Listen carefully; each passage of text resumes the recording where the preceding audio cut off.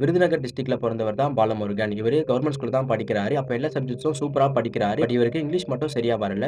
அப்புறம் plus 2ல 1012 marks எடுக்குறாரு. அதனால ஒரு இன்ஜினியரிங் காலேஜ்ல ஜாயின் பண்றாரு.